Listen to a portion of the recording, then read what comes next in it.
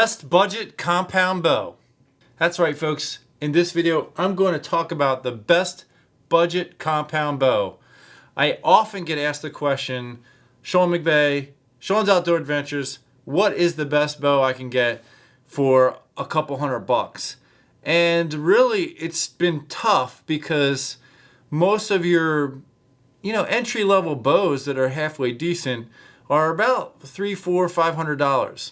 Well, I got contacted by this company here, and they said, Sean, will you test our new compound bow, the Dragon X8? And I said, yeah, I'll check it out. Now, when they contacted me and asked me to do a review on their bow, I said, hey, would you be willing to give me an extra bow to give to my viewers? And they agreed to it. So, what I'm holding here is a bow that I'm going to give away to one of you. In fact, I've already got the person picked out down in Australia, down under. So one of my viewers who follows me, he's in need of a new bow. I'm going to send this to him. But the good news is I have another one of these that I'm going to give to one of you. And the way that I'm going to do that giveaway is I'm going to go live at some point, probably within the next month. And whoever shows up on that live feed, it's going to go to one of those people on the live feed. So make sure if you're not already subscribed and click that bell icon, make sure you have that bell icon on because that's going to notify you when I go live. So at some point over the next month, I'm going to go live and I'm going to give another one of these away. But what I'm going to do is I'm going to go test this bow, and in a separate video, I'm going to do a video on how I set this bow up. Putting on the arrow rest. It already has a peep sight there installed for you, and with these the way they have it tied on, you could slide these on the string. But I'm gonna go and shoot this bow through the chronograph, and before I do that, I will record a separate video on setting this bow up. Make sure you check that out. I'll put a link for it in the description section if you're interested in that. Although I am giving another one of these away within a month, I'm giving away another bow, a flagship bow, in the month of August. So I'm putting a scripture verse in each video. And if you want to get in on that giveaway, keep track of the scripture verses. Watch my other videos for those details. But the scripture verse for this video, John chapter 10, verses 1 through 21. So that's the Gospel of John, chapter 10, verse 1 through 21. That's our scripture verse for this episode. Let's go get into some testing. On the Dragon X8 compound bow. Basic specifications, the axle to axle length, which is the distance from the center of the axle here to the center of the axle pin here, is about 30 inches. So it's a fairly short bow, which is especially helpful for younger people. It's easier for them to manage and maneuver a bow that's a little bit shorter with an axle to axle. This is a split limb bow, so you actually have essentially 4 limbs as opposed to a solid limb. And it does have a yoke system, which is, I think, helpful when you have a split limb because each yoke going to the limb itself, each limb, it can help manage that. So you can have what's called cam lean, where your cam tilts to the side, causing lean, and by having a yoke system you can add or remove twist to one yoke and that straightens out the cam, and you'll see that more readily in a split limb bow.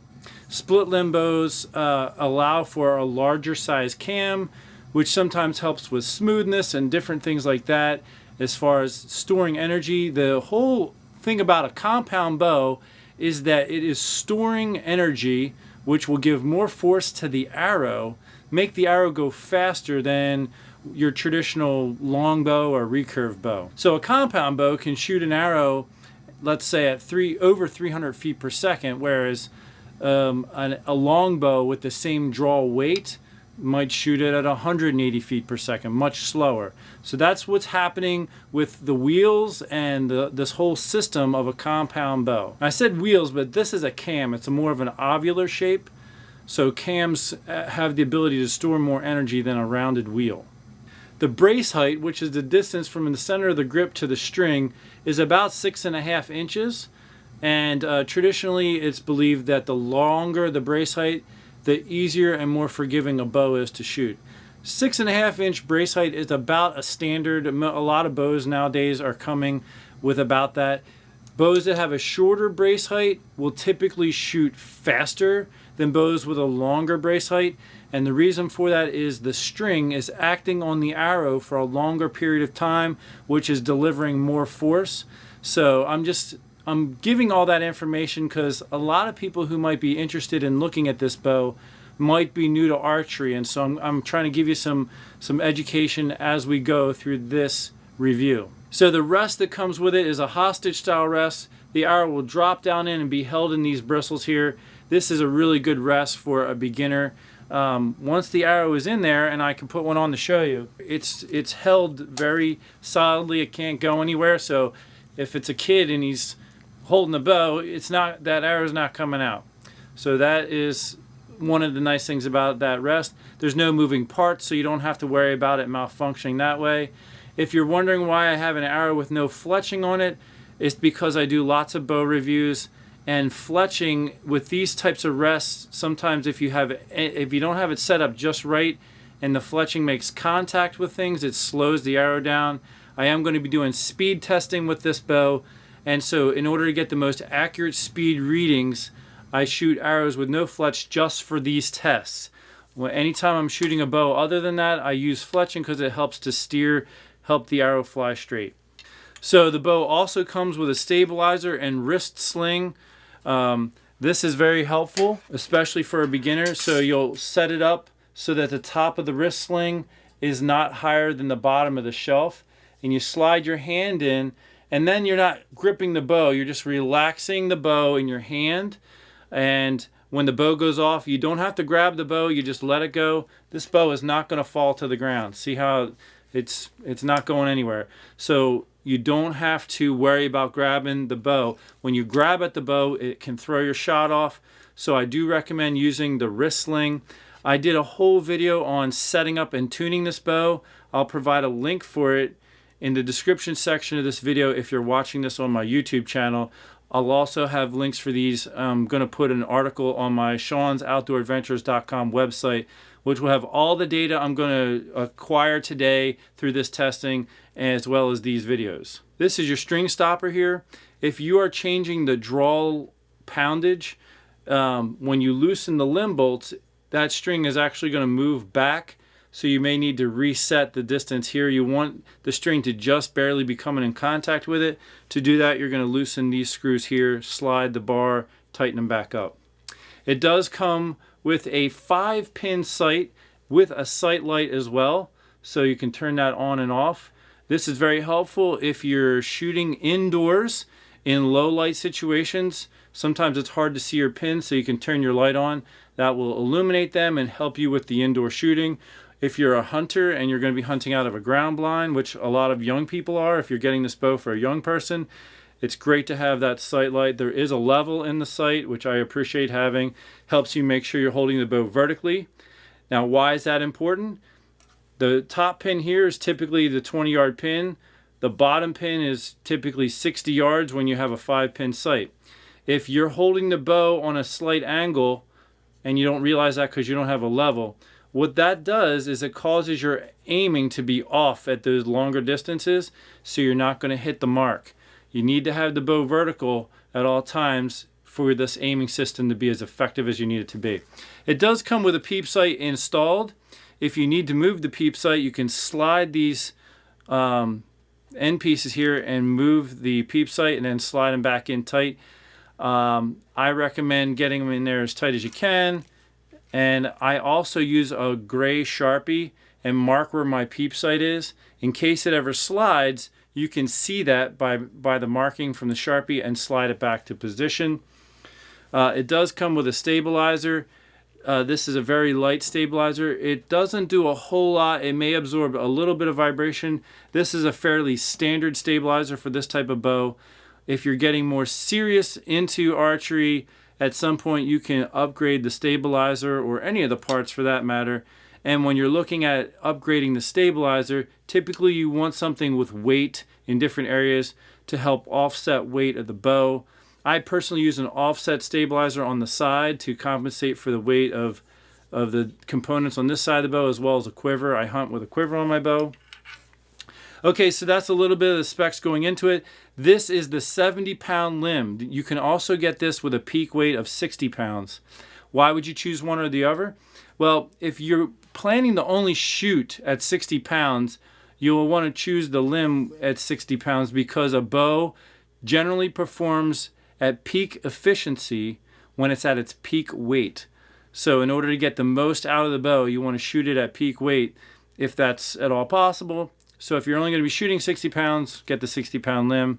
Other than that, you can go with the 70-pound limb. The way they have this worded on here, it can go from 0 to 70 pounds. Once you get down in those lower poundage ratings, though, the strings will pop off fairly easily, so you're not really going to be shooting the bow at like 5 pounds. You know, you're going to be higher than that. Another thing I do typically, and I didn't do it yet, but I will, is I'll typically take a silver Sharpie and I'll draw a little line from the limb pocket onto the limb bolt. That will help you, and I do it on both. It'll help you make sure you're turning a full one exact limb bolt turn each time, and you line those up. If you don't get it perfect, you can change the tiller measurement, which is the distance from the string to the limb pocket here. You just take the same measurement on both sides. This measurement should be identical. If one is turned more than the other, that's going to change the tiller measurement, the distance the string is from here.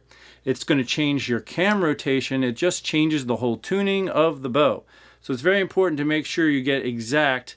And I've been in pro shops before where guys are turning and loosening, and they get kind of close. They don't check any of that, and they're setting people up with bows that are not performing at their peak because they're not being real careful with those types of adjustments. So I'm mentioning that to you because a lot of people will be working on their own bow, and you'll want to make sure you track that. So here's my silver Sharpie.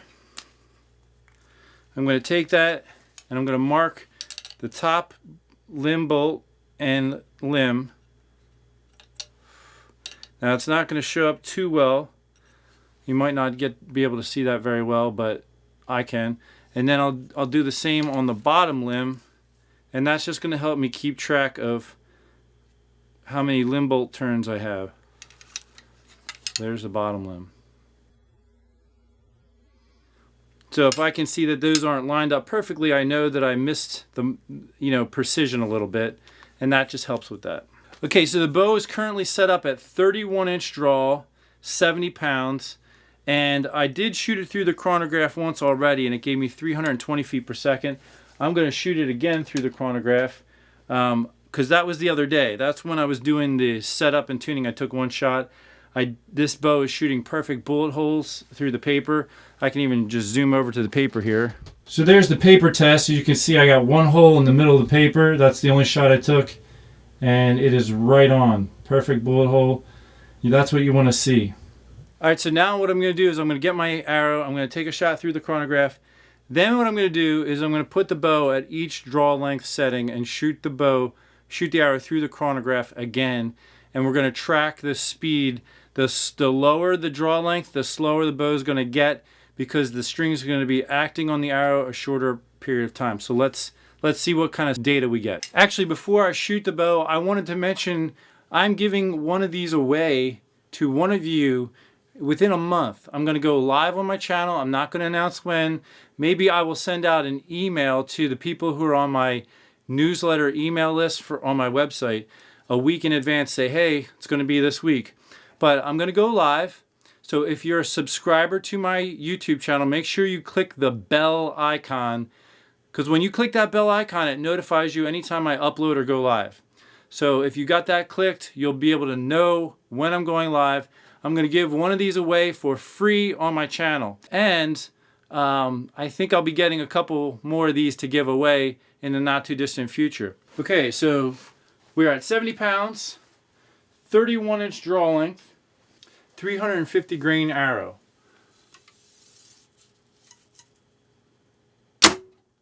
It was 320 feet per second again. So we're right around 320 feet per second for the 31-inch draw length setting. Let's drop it to 30 and see what it's like there. I'll also quickly say that if you'd like to look at the draw force curve and all of the data on a spreadsheet, that's all available on my Sean'sOutdoorAdventures.com website. I do a product review section, and that's where I put all of my bow reviews and this kind of data. So check it out there if you want to see that. So at the 30-inch draw length setting, the draw weight came to 68.57 pounds peak weight, and the speed was 303 feet per second. At the 29-inch draw length setting, the peak draw weight came down to 68.17, and the speed was 388 feet per second. Now, the way they design these modules is they do decrease in draw weight as you go down in draw length just naturally. That helps them reach those lower poundages at the lower draw lengths. The thing to note for yourself is if you're a 26-inch draw length and you buy the 70-pound limbs, just know that at peak weight, you're not going to be at 70 pounds. You're going to be a little bit under that. And in a few minutes, I'm going to find out what exactly would that number be if you're shooting at a 26-inch draw length, which is one of the reasons why I do this test. At the 28-inch draw length setting, it came in at just over 66 pounds and shot 272 feet per second with a 350 grain arrow. At the 27-inch draw length setting, we came in at 64.71 pounds, basically 65 pounds. That enabled me to shoot not just the 350 grain arrow, but also the 325 and see what our speeds were. With the 350 grain arrow, it was 257 feet per second. 325 grain arrow was 264 feet per second. So again, if you're shooting, let's say, a 27-inch draw length, and the max speed, or excuse me, the max weight that you're going to get, at least according to my measurements here today, is roughly 65 pounds. All right, so when I hit the 25-inch draw length setting, the peak weight was 59.95 pounds. So that's basically 60 pounds.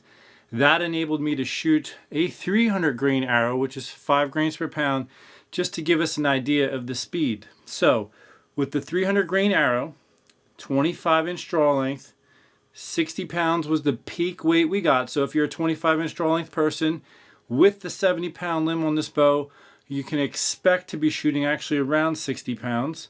And this is common throughout the industry.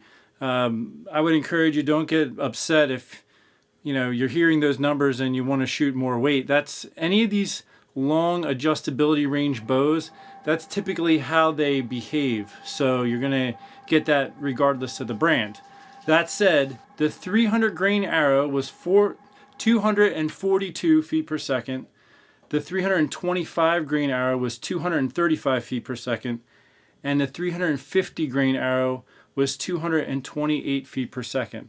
Now I'm going to continue to test the draw length down a few more inches, maybe down to 20 inch, and just see what happens.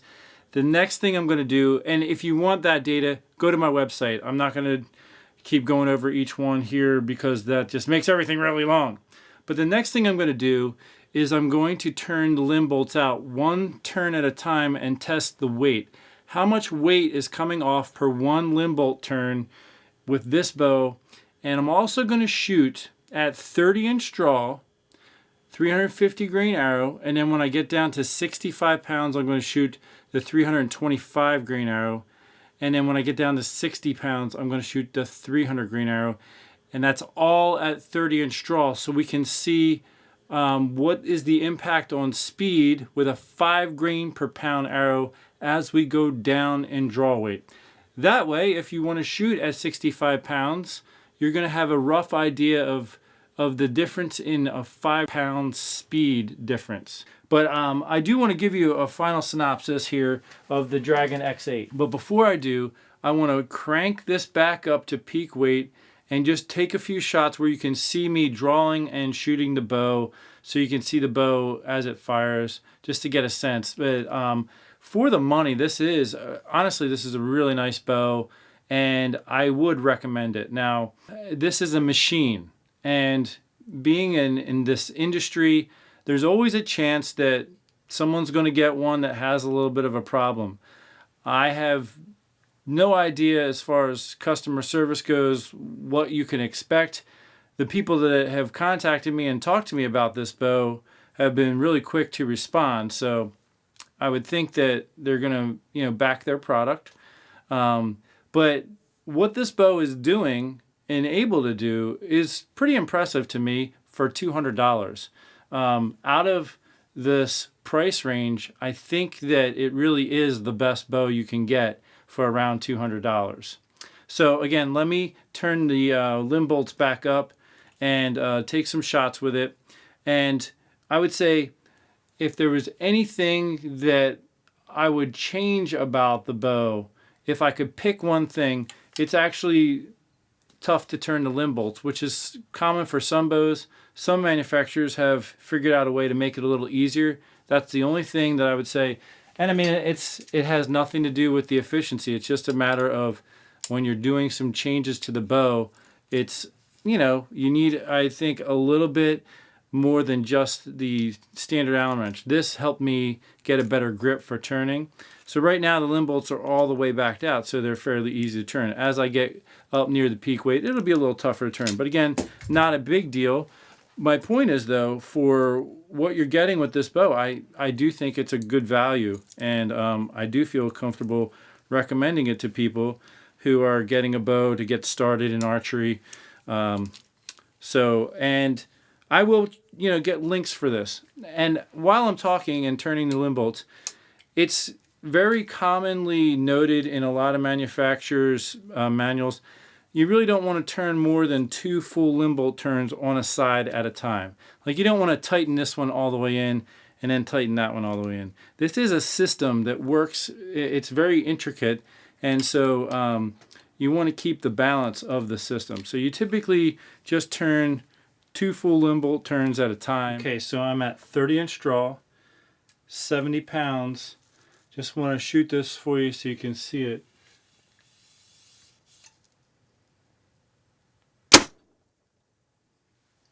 Pretty nice.